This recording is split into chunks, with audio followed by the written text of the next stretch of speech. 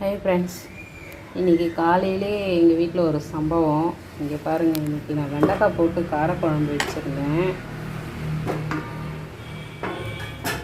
Lunch கட்டுறதுக்கோசம் திறந்தேன். நான் நல்ல வேளை டப்பாயில் ஊற்றி வச்சுட்டேன் குழம்பு கொஞ்சம்.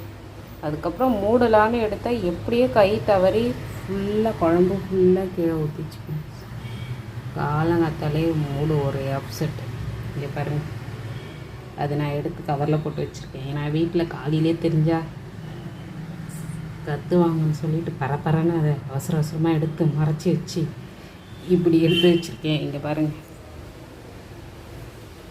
இது கூட மிஞ்சலை ஃபுல்லாகவே ஊற்றிக்கிச்சு. இது கொஞ்சோண்டு மேலோட நான் எடுத்து இதை வச்சுருக்கேன். இதை சாப்பிட்லாமா என்னான்னு வேறு எங்களுக்கு தெரியல. எனக்கு கீழே டெய்லி க்ளீனாக தான் தொடச்சி தான் வைப்பேன்.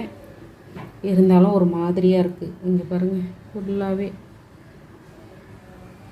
காலையில் 8 மணிக்கெலாம் இந்த சம்பவம் பண்ணி வச்சுருக்கேன் நான். இங்கே பாருங்கள், கரண்டிலாம் பார்த்தாலே உங்களுக்கு தெரியும். அப்படியே தெரிச்சு மொத்தம் ஊற்றிக்கிச்சு. கொஞ்சோண்டு லஞ்சு டப்பாவில் ஊற்றினேன். ஒரு 3 கரண்டி குழம்பு ஊற்றிருப்பேன்.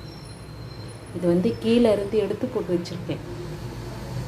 இதை சாப்பிட்லாமா என்னான்னு எனக்கு சொல்லுங்கள்.